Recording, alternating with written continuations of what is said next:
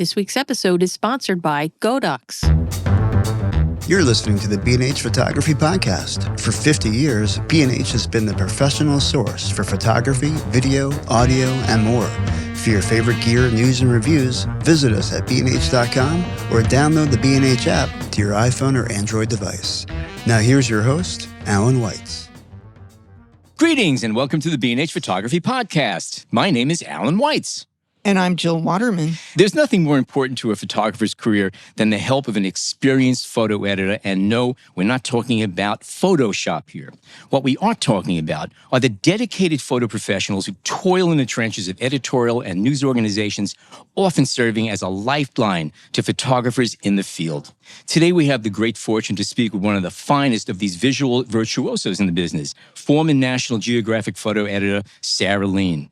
Over the course of her storied career, Sarah has worked all sides of the table, starting as a photographer with a camera in her hand, then transitioning to a photo editor role before ultimately being selected to lead National Geographic as Director of Photography in 2013. Sarah, welcome to the show. Pleasure to have you here. Thank you very much, Alan and Jill, for having me. Before we go on, I just want to mention that we are recording here at the Javits Center in New York City at the Bild Expo being hosted by B&H Photo. Happy anniversary, B&H Photo. Wow, it doesn't feel like 50 years. Let me tell you, it's gone by in a flash. You began your career as a photographer, publishing 16 stories in National Geographic, among other outlets, before you slipped into the role as a National Geographic photo editor.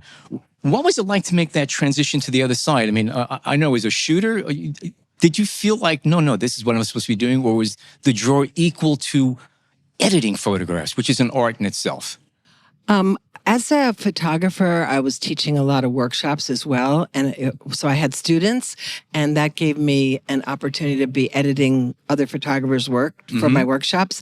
And then as a National Geographic photographer, you do some editing of your own work, and you're working with an editor. And through that partnership, working with the photo editor, you learn a lot about editing. Sure. So, and I really enjoyed it. And when I was teaching workshops and editing other photographers' work, I got quite a joy out of doing that. And I was in the back of my mind, I thought, maybe someday I'll go over and I'll want to start being a photo editor. And a position came open around 2004 or 5, and they didn't come open very often at the magazine for photo editors. So I thought, well, I'll just toss my hat in the ring, because I didn't have any really professional credentials as a photo editor, besides workshops and working on the magazine stories. But the current head of that department of the photo editors, Chris Johns, he was becoming the editor of the magazine. And I had worked with him at the Topeka Capital Journal as a newspaper photographer. So I thought, well, if anybody might give me this job, it could be Chris. So, and thank you, Chris Johns. He did give me the job. And I was kind of finishing up my last magazine story at the time. And I started photo editing, and it was just like putting on a pair of comfortable shoes. I really felt very good about making that move and have enjoyed it ever since. So one question I want to ask you, it's not even on our list here, is that editing one's work is very challenging. Do you find it easier to edit other people's work? Oh, absolutely. Everybody will find it easier to edit somebody else's work. And what you're saying is exactly true. The photographer who was there, walked 2 miles, sweated, skipped lunch, got chased by a bear, whatever, right? It's a great story behind a mediocre picture. Exactly. It's like, that's not what we're seeing. Right. And, they felt the breeze and they smelled the air and everything. So they're bringing so much to it, which is why having another person look at your work to see if it's communicating, and the person who's looking at your work, it could be your best friend, it could be a professional photo editor. They're going to have a response, and that response is so different than the photographer's response to the image. And that's something I talk to photographers about. Like, that 10-mile trip up the mountain, I didn't do that. I'm just responding to what you're showing me. And it's very hard for photographers to disconnect. Yeah. Which is why the role, I think, of a photo editor or, someone who you trust is so helpful to see if your photographs are working. Now, assuming you still take photographs for yourself, do you have, okay, even on a phone, okay, that's okay. It's valid these days. It's all okay. Is it easier for you to edit your own work now, or is that not even an issue for you? No, I think it's still, You still own it. you still have like this one or that one, sometimes, especially if they're very close. And, my husband, who also worked at the National Geographic as the creative director, I've got a good partner to look at my work and give me some feedback. Right. Right. But, I think it's always hard. It doesn't matter. Like I think I'm a good editor, but I'm not a good editor of my own work. All right. It's probably true for all of us. Yeah. And there are a few photographers that I know that were really good editors of their own work. They were able to really see the image and deal with it without the experience of it. One of the things at the National Geographic, which is very interesting and different than almost any place else, is we look at every frame that the photographer takes. So this could be 10,000, 15,000 images because the stories have, a lot of like time involved. So you really get to know the photographer in a very special way that you don't if I'm just seeing like 150 photos and you're sending that in. Because I know you physically. How do you move? What angle are you taking? Do you pursue the sort of the trail to the photograph while you're photographing? And then I can really give you feedback. I can really say, when you were here, maybe you should have gone up a couple feet, or, I saw you see something. Did you see that thing in the background that was kind of even better? And just helping, we're talking about your vision and I just love that. I think that is so special and such an opportunity. If you have the time, see it all. So are there particular photographer names that you can mention who you felt were really good editors of their own work? David Gutenfelder. He was a AP photographer for a long, long time in his career. And AP at a certain point, AP is Associated Press, at a certain point, they allowed their staff to take assignments from other publications. And we had him do a story in Afghanistan about the opium trade. And he used to send me like little contact sheets in a way out of, he'd make like a digital contact sheet with his selections as he went along. I never had anybody else do that I worked with as a photographer. And, I'd look at him thinking like, man, we're in great shape. Look at this, He was one of the photographers I'd say, if I didn't look at his whole take, we would have been just fine. He's so good. Robin Hammond is another photographer who I think is a really good editor of his own work. He was working at the time a lot in Africa, and he had like a art fellowship in Lagos, and he did a story about Lagos, and he would send often some selects or something, and his work was so good. I mean, he was a very good editor of his own work. Is it easy to edit these days in the digital world? Because you had a foothold in the film world when we shot less. Now it's like you could shoot 1 billion pictures. Is it safe to assume it's a hell of a lot more challenging right now to go through a take than it was back in the days of Kodachrome? Yes, well, it is in terms of volume for sure. Exactly what you're saying. There's a certain limitation to how many rolls of film a photographer might shoot. But yeah, the volume is like incredible. But that way of looking at them on the computer and going through it, that's easier because, when it was film, it was like Kodachrome and or Fujichrome. So it was transparency slide film, and you had little boxes, and you had to open the little boxes. And we had like a machine, like a slideshow tray thing that projected on a small screen. It was something the Geographic invented. And you'd go through clicking the button, advancing the slide tray, and you'd look at it that way. And then you'd pull the slides you wanted to keep, and you'd make little stacks, right?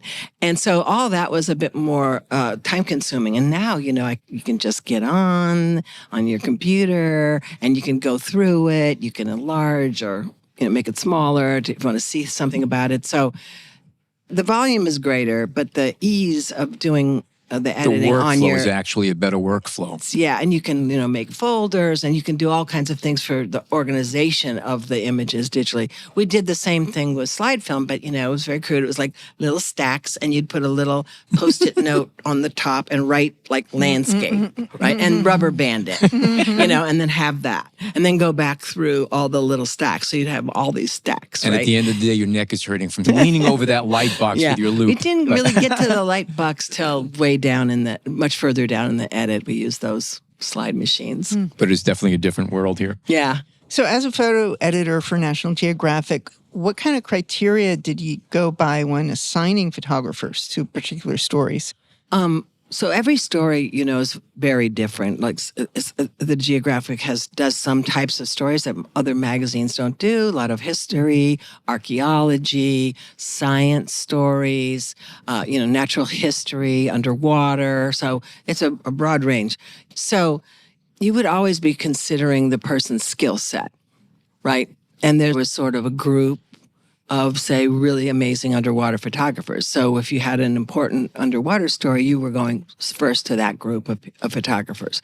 So the specialization in terms of skills would be a criteria. Now, if it was some issue story or a place or something, and it didn't take special skills, then, it's more wide open in terms of who you want for the story. But all the editors, and this goes for, I think, all publications or any place who's making an assignment, we're always on the lookout, for photographers, their styles. That's the job, is to know who's out there. So like the portfolios we're doing here for the expo, this is one way we find photographers, and we meet new photographers and see new skill sets. And we're always like hoping that that's going to happen. Now with the, everything so much online and social media, I know people I found one photographer on Instagram for a story because I really liked their work, and they were doing something very specific that I thought, oh, this guy could be perfect,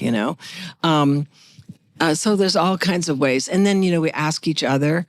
But the final decision on who's assigned is the director of photography. So as a photo editor, I would make suggestions. Like, say, if they signed me to work on this story and there wasn't anybody attached, like it wasn't the photographer who proposed it, then I would say, I'm thinking about these photographers. Any of these three I think could do it really well. And what do you think? And then, they would get assigned. I have two questions for you. The first one being, you mentioned going through Instagram. What would you advise somebody who's posting images hoping to get good attention to keep posting what you consider your best and favorite work, regardless of what the subject matter is? Or is it better to stick to a particular theme and get a large body of work of a certain theme? That's a really good question. And I have another one after that, but let's hear your answer to this one. Well, for the one photographer that I mentioned, I found, they definitely had a theme. Okay. So that worked in that case. Now, I think it's very informative to see a photographer's work if they got an Instagram feed that maybe shows their versatility, right? And I think what is more important to me, if I'm looking for a photographer, especially for a publication that does stories, is I'm looking for story. So it could be, they are, in terms of, it's not any particular theme, but they're creating little bodies of work. So if you're doing on Instagram, you can have 6 pictures, right? You can have more than like a single. So that way you can have a little collection, and it's like a mini story. But it shows that you're thinking beyond the single image, because we're making stories here. We're not just publishing one photo of the tree and the landscape. We want like the whole story about those trees. Very interesting. So it's like, thinking in terms of, and if I go to a photographer's website, I skip right to projects and stories or personal work. I'm not really interested in knowing that you can take one good of that and one good of this and one good of the other thing, because that's not what I'm looking for. I'm looking for a storyteller. Now, I'll take this as a lead into my second question. In advertising, the typical thing is the art buyer or the art director or whatever will choose, say they're doing an ad for a red Chevrolet, and you have a portfolio of red Cadillacs, but I don't see any Chevrolets here. And it goes that far sometimes. It's that narrow. It's that narrow. Do you ever have a situation or with National Geo have a situation where you have somebody's like David Dubé is phenomenal at photographing sharks right up close, okay? Let's have him photograph a car factory. I mean, do you ever go into something that's just totally out of the person's comfort zone because you like the way they see? Now, I had somebody hire me to photograph a whole bunch of manufacture of hydraulic systems because they like the way I photographed wooden boats. So one has nothing to do with the other. But does it ever happen? David would never want to do a car factory, first of all. We don't have to worry about that one. But I think that, yes, I think especially the photographers that you have worked with for maybe, several stories or a few stories or something, and you can kind of see, after looking at 20,000 images, what they're really good at and their versatility. And like, they can do details. They're doing some portraiture. They're, to tell the story, they're using other genres. So yeah, I think it's fun to give a photographer a challenge. But you kind of are confident in taking that. If you know their skills. You know their skills and you know that they're a really great problem solver and this could be like really fun for them to like get out of their sort of their groove and try something else. Yeah, so yeah, I think that totally can happen, but it's not really a roll of the dice because you know them and you know how talented they are and how good they are. And you know it's going to be a success because the stories are like a commitment. Like when I was there, we had a lot of time and budget for them. Life is changing, but, so that is something that's changing everywhere. So yeah, I think I think it's good to like mix it up. So what advice can you give to photographers about pitching a story idea? We just had a panel here yesterday about pitching ideas. And I think that's a real skill also. And just from listening to my panel yesterday and what they were talking about, short is good. Knowledge is very good. Not, that you actually maybe have been there. Maybe you've already taken pictures there. You got to prove it, that you can do it, that you can get the access. You can deliver the goods. You can deliver. So the pitch should have maybe a little paragraph. Here's what the idea is. Answering the question of why you're the right person for this story. Might include access. It might include you speak the language. It might include you've been there for 10 years, right? And then why now? Why should we do this now and not like next year?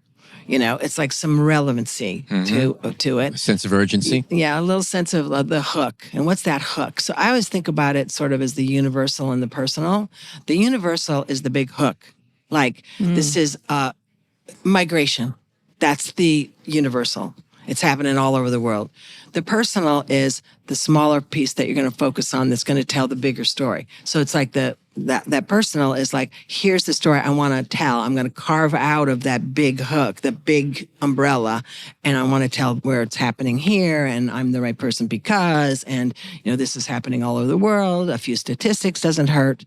So that's like, sort of what you would include in a pitch. Now, the pitch can be like it's a PDF, in an email.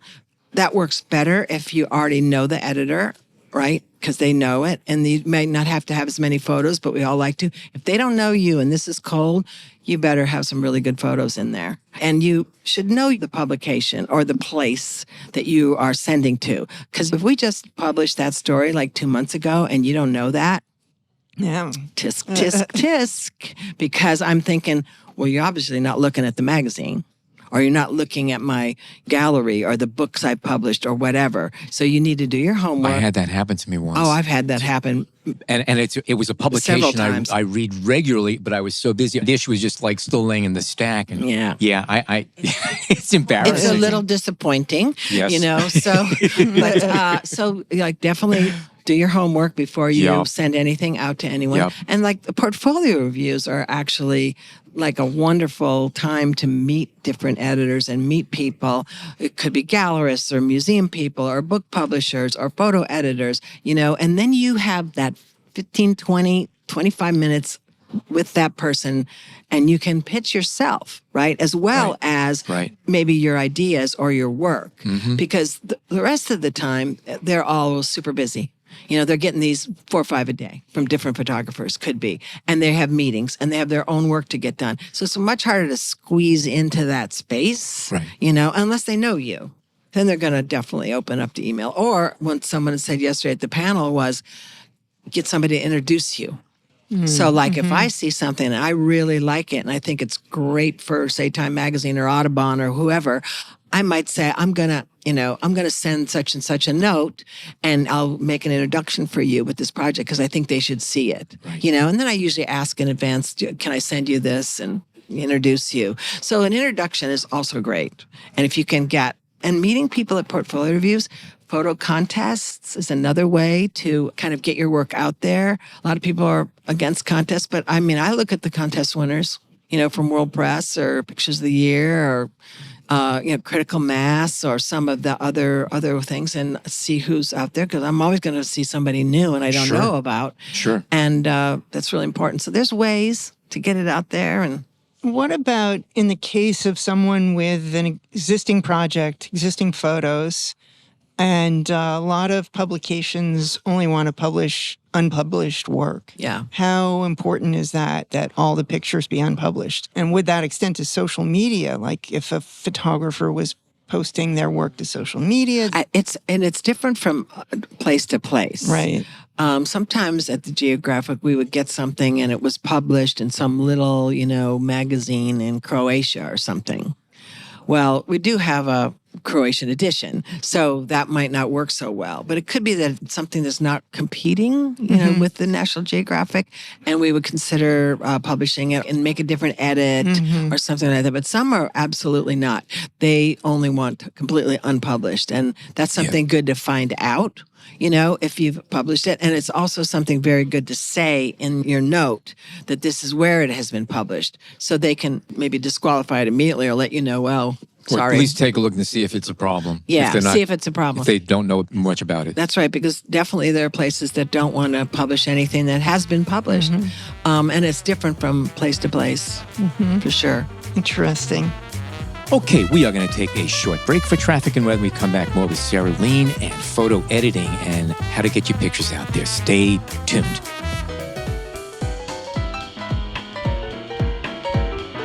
Powerful, versatile, and flexible lighting with a lightweight approach. The no-LED flexible LED mat from Godox delivers gentle and impressive soft, flicker-free light with outstanding color rendering and can be installed in compact spaces on set. With excellent water resistance, it performs well in outdoor shooting environments, even in wet or rainy weather. Foldable for easy storage and built to withstand even the toughest conditions, the no-LED flexible LED mat is a durable and reliable solution for all your lighting needs. Head on over to bnh.com for more information about the Godox no-LED flexible LED mat or use the link in our podcast show notes. Okay, we are back with Sarah Leen and first question of part two of our conversation. In 2013, you became the first woman elevated to the position of Director of Photography at National Geographic. How does the role of a DP, Director of Photography, differ from that of a photo editor? I've known both, and I'm really not quite clear on that. Can you explain it? Absolutely. There's a big difference. The photo editor is working on various projects with individual photographers, and they are their coach, their psychologist, their best friend, their facilitator, they're their support system, everything. And you could be working on 10 things at a time. And that varies per publication. But the director of photography is the manager of that whole department, all the visuals for online, for the magazine. Basically, there was 2 magazines at the time. We had Traveler magazine, and we had the Yellow Border magazine. So you're in charge of the entire department budget. You're on the executive committee. You're going to the executive meetings with the other executives in the National Geographic partners at the time. So it's very much a managerial role as director of photography, but you're also the last word on what's getting published. So you're like the final gate. Gotcha. So the photographer and the photo editor work together to make an edit, and then it gets presented to the editor-in-chief, and it would be the director of photography and some of the other executives, and it's usually maybe 50 photos. Right? And we're only going to use 15 in print, perhaps, more online. So then the role of the director of photography, at least at National Geographic, they would work with a designer and they would come up with a mock-up of the story and show it. And then, I would look at what they'd done and I'd look at what they left out. And I might say, I'm not so sure about that photo, but why aren't you using this one? And so there'd be a dialogue about it. So you could maybe change some of their selection. Gotcha. Maybe you thought the lead was not the right way to start the story. And, so you're the quality control expert, basically. And you have your bar that you want things to meet, Gotcha. right? So you're setting the standards for it. And also, you're approving any photographer that's going to get assigned and what that budget's going to be. So it's managerial. You're doing all the staff reviews and approving budgets and stuff like that. But you're also the quality control person for the look of the photography in the publication as well as online. And it's probably also important to keep in mind that with smaller organizations, one person can be doing all or most of that work as well. Absolutely. They have like 5 hats hanging on the hook behind Absolutely. them. Absolutely. So what you're talking about is an optimum situation, but they're quite often, you're dealing with one person who's calling all the shots. Absolutely. They're the editor, they're the director, they're probably approving your budgets, they're doing everything, right? Yep. So, at a larger organization, like ours at the Geographic, that's kind of the breakdown into the roles. But I think there's a lot of places out there that has there's one visual person doing it all. God bless them. Mm-hmm. And what about the relationship between the photos and the text and the writers? Does the photo editor or director of photography have any oversight on that, or connect the photographer with the writer? How does that work? The photo department doesn't have any, really very little oversight over the text. You can comment, we can always make comments about the text, but generally when a story is first approved, the idea is approved, then you either have a photographer in mind already and probably a writer. And often the stories come from writers. Lots of stories come from writers. Some ideas come from photographers. So we believe that images tell a story, and we lean into what images can do best versus what the text can do best, or what the graphics can do best, or the mapping can do best, right? So everything has its strength. And the strength, I believe, of photographs is not to photograph everything the writer's writing about, because it's not necessarily very visual. So let the text do that. That's not going to be a good picture for us. We want really good photography that's going to tell the story in a visual way. Now, there's a main character in the story, and they're leading the story with that person or something. We're definitely going to get that photo. We're going to get, a main character, the voice that runs through. We're definitely going to do that. And as photographers, you don't very often go out together. You go out separately. Some, because of the expense of the journey, or it's a river trip and you're only going to do it once, you'll go with the writer. So then you are really on the same path. But often it was like sort of parallel paths, might decide to go over to this village or this place or cover this thing because it's really visual. It's going to be wonderful. And the writer might be thinking, it's not as important to them to go there. But we would always share info. Like if I went somewhere, I thought, oh, you should go. It's really incredible. There's some incredible people to talk to, and it's really important for the story, and vice versa. The writers say, I really think you should go to this place because it's really important. I'm going to write a lot about it. So we're all in communication, sharing information. There are general rules, but you can't generalize for everything. That's it's right. not a cookie cutter. Right. What is the story? Where's the story? Who are the personalities? Yeah. Writers and photographers don't always get along very well chemically.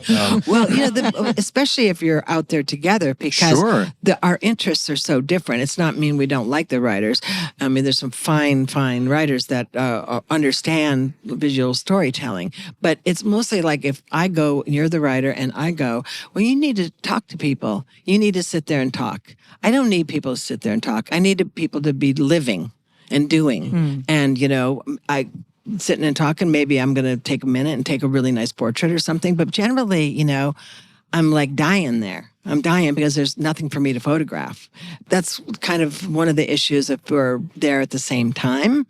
I want to show up and have people go on with their lives and just let me follow it, right? Unless it's more of a studio or portrait situation. That's I know different. I once got 2 back-to-back magazine assignments. And the art director, who was a friend, jokingly said, we were considering several photographers, all as good as you. He says, but we know that you're the only person who will not kill the writer at the end of the trip because most photographers cannot take him. He says, we know you will be able to handle him. So you got the job. So That's pretty good. That's great. That's Chemistry interesting. matters. Totally matters. Well, a lot of writers like to work with photographers because they find such wonderful things. They like to tag along because they're going to see things and find things that they might not have. You feed each other ideas. Yeah, and feed each other. Yeah.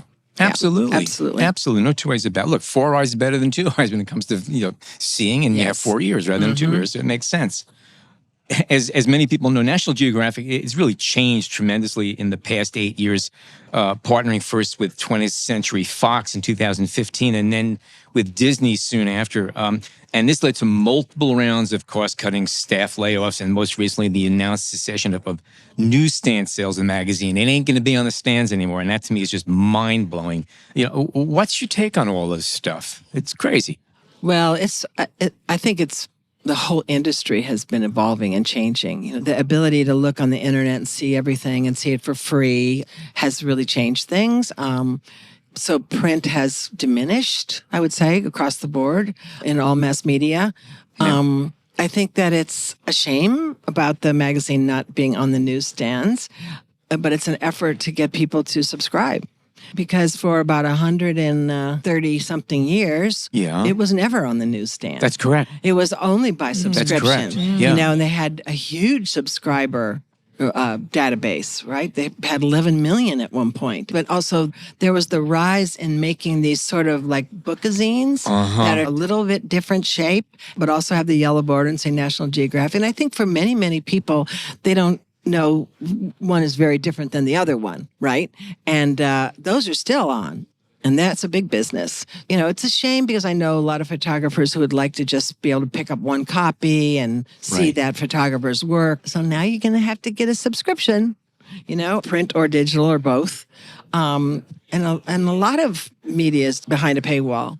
Like the Wall Street Journal, can't see that unless you are a subscriber. You might get 1 or 2 free looks. But so that's our economy now. So the magazine will still be published in print. Oh, yeah. See, that's what I wasn't sure of. I was also confused about that. So it is there, but it's subscription only. Yes, absolutely. So it's not going away. It's very clear. National Geographic magazine is not going away. You just have to subscribe to it to see it. Okay. All right. Because, look, I get most of my information right now, like everybody else, from my phone. Let's face it. There was a lot of resistance to print, but that's really where it's at. I don't need to hold. Although on Sunday mornings, I like holding the Times in my hand. I'm sorry, I'm still in that way. But most of what we will get is through a phone. But there is something about holding a good, high-gloss, well-printed publication in one's hands. Absolutely. And you can't match it anywhere else. You really, really can't. Again, print has its own limitations. Looking at an image online has its limitations as far as the color contrast and the fact one's backlit and one's frontlit and one's ink and one's electric. It's all different. And none of them are Kodachrome. I don't know if you noticed. But there is something to hold a good publication in one's hands. And it's good to hear that there will still be that ability. Oh, yes, definitely. I think that something I find really interesting in talking to photographers about their work and what do they want to do with their work, whether they're a veteran or they started photographing yesterday, they want to be in print. Sure. Every photographer wants to be in the magazine. That's nice. It's going to be online, but they want to be in the magazine. And the other thing is they want to make a book. I don't know a single photographer that I've ever talked to that did not want to make a book, right? So there's something very seductive and very sort of important for photographers about being in print because, we're image makers and we're makers, So I always say I can fall in love with a print on the wall and I got to have it and I want it in my house. I can fall in love with a photo book and I just got to buy that and I want that book. I love seeing work in magazines. I love seeing prints, but like you said, you get a lot of your stuff on the phone. So do I. Right? That's our culture. But still, everybody wants to be in print because we like the object. and it feels more lasting. Like you can fall in love with prints and books and images, but you're not going to fall in love with a website. No. Nobody falls in love with a website No. or a story online. You get the information. You're happy to view it that way. It's easy, but it's not like a love affair, which you can totally fall. I love my prints that I have on the walls in my home. My book collection is insane. It's an addiction. So I think there's something about that. And I don't think that's going to go away. Even the newest photographers that have done everything digitally, they're born digital, they still want a book. I think it was Ralph Gibson who was on our show. We're talking about, he doesn't participate much with Instagram and social media. He goes, how long do people actually look at the photograph? He goes, watch what they do. A fast glance and they're swiping by. You don't do that. You can't read a book that fast. And that's a very, very important thing that you could hold it. And also, when the power goes out, the book is still there. Absolutely. Paper can get soaked in the rain. And it ultimately will go away, but it's there for a long time. Yeah. And that's what people want. They want that longevity, that exactly. legacy. Something tangible. Yeah. So tell us a little bit about your current work that you left National Geographic in 2019 and you founded a new company called Visual Thinking Collective. And tell us a bit about what that is and what you're working on. Thank you. It's not really a company. It's more of a individual, sort of independent. To back up a little bit, when I was leaving the Geographic, I was thinking about what's next, because I wasn't like retiring in the sense that I wasn't going to be involved in our community. I wanted to be involved just in a different way. And I wanted to kind of go back to editing as opposed to managing. That was my main thing. I loved editing. I felt like I was good at it and missed doing more one-on-one with the photographers. So I thought I'm going to miss the community that I had at the Geographic. So I thought, well, maybe I'll try to start something. So the women are 3 friends, and we are all independent. Curators, editors, teachers, and we're like a support system for one another. And we also do some mentorships, for some portfolio reviews, and we all kind of have little separate paths, but we coincide sometimes. We've done some exhibits at Photoville, this past 3 years. So it's been really fun, and it's really nice to have that in our backgrounds, like backing each other up. I need to know somebody's email at some publication. Can you introduce me? But mostly I've been editing, but teaching. I teach photo editing for photographers workshop. God bless you. Main media. I know. I'm surprised there's not more of them out there because it's an a art. niche. It's an absolute a niche. art. It's something you have to learn. Yeah. Sure. So I do that mostly in main media workshops and at Santa Fe photo workshops. Those are the main 2 places. Although I think next year I'm going to do kind of one on my own for women photographers. Mm-hmm. And I've been doing several books. I've probably done 6 books, maybe, photo edited books. Mostly I've done some with individual photographers who are self-publishing. And I've done a few with photo evidence publishers. They're out of Europe.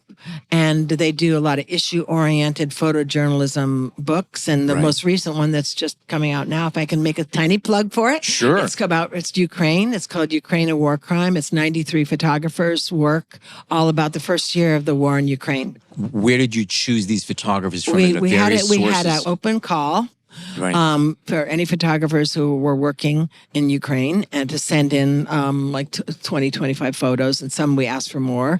And then I know a lot of photographers that have been working over there, and I invited them to submit. So we had more than 100 submissions. And so that was like a real challenge, photo editing, because photo editing 100 people into a book, and we ended up using 93 of those photographers and their work. And so it's a little bit of a timeline of the war, but it was so special to work on this right now, and intense, very intense, looking at all these pictures. But I think I'm pretty proud of the book, and it was nominated in ARL for their History Book Award, and it's been getting some recognition. So we'll see. And it's still timely because it's still happening. Yeah, it's still happening. So yeah, you can get on Photo Evidence website and order the book. Definitely, if anyone's interested. Definitely check that out. Something I'm curious about, hearing you talk about 90 somewhat photographers in the past year, their takes on the war. If you go back not too long ago, when the United States was involved in Iraq, there was a strict control over a lot of imagery. I mean, it wasn't like Vietnam was an open source. I mean, there were pictures that, all over the place. You could see what you had to see, and it was different. What about in Ukraine now, since we're not sort of directly involved? Is it easier to source photographers? Are you getting more varied imagery than, say, we saw in Iraq? Well, what's interesting with those, like, say, 93 photographers is probably half of them are Ukrainian photographers. Right. But, I mean, everybody was going there that first year. In the Times still always has a photographer over there working. Mm-hmm. So, yeah, I mean, there's no censorship happening. Like, let's say in Afghanistan, you would embed a photographer with a unit. Right. Right. So, but they didn't really, they're looking at your work and telling you what you can and cannot use. So there's no censorship. It's just like you were with that platoon or something, right? So you would see whatever they were seeing, as opposed to you're wandering around by yourself. It's like a little dangerous. But I think there were some photographers who went over and tried to do things independently, but it was like not very safe. And you didn't have the support system in terms of transportation and where you're going to stay and everything. So when it was a totally different situation. It's very different. And now the photographers are going over there, and they've been going for a year. Sometimes the same photographers are still going, especially if they're on assignment. But a lot of photographers go independently to Ukraine. But they're very experienced, right? And they know how to handle themselves, and they find the drivers and the translators and et cetera. It helps if you have an organization behind you with that, because it's very, very expensive. And dangerous. Yeah, that's right. Anyway, we could continue talking about a whole bunch of subjects with you. I know I have a list of questions in my head, but we don't have the time. Sarah, it's been wonderful speaking to you. Could you tell us if our listeners would like to see more of your work, and also what events are coming up and other things we should know about? Well, you can go to the visualthinkingcollective.com. Mm-hmm. We have an events page, and we're always posting what we're up to, what we're going to be doing. I'm doing portfolio reviews this coming weekend for the Los Angeles Center of Photography. These are online. I think next June, I'm going to do the photo editing workshop again. It'll be in Maine in person. So that'll be up on the events page eventually. I'm working on a few books with photographers. Sometimes they take a while to do with individual photographers. And I think they might be doing another. I'm not going to say. Listeners will have to guess. Okay, you'll just have to wait. No, it's a book project, but okay. It's not a sure thing yet. So well, all of the items that we can talk about will be on our show notes. So if our listeners are interested, they can go to the show notes and find all of these links. Okay, we'll get some links. So it'll be easier. And again, if you change your mind between now and then, you could add that other thing, which of course we're not talking about. I'm so sorry. The links again. Sarah Leen, thanks so much for being with us today. Pleasure speaking with you. Thank you so much, both of you. It's been very stimulating, and it was a wonderful conversation from my end, for sure. I definitely enjoyed it myself. Thanks. Thanks, Sarah. Bye-bye. If you're a fan of the show but not yet a subscriber, head on over to Apple Podcasts, Spotify, or wherever you get your podcasts and click subscribe. You can also find us on the Explorer blog, where we post photos from our guests along with our show notes. And please join us on Facebook at the B&H Photography Podcast Group, where you can share your favorite photos and comments about the show. I'm your host, Alan Weitz. Jill Waterman is our creative producer. Episodes are recorded, mixed, and edited by technical producer Mike Weinstein. Our executive producer is Grant Willing, and our editorial director is Sean Steiner. On behalf of everybody mentioned above, thank you oh so much for tuning in today. Thanks to Godox for sponsoring this week's episode.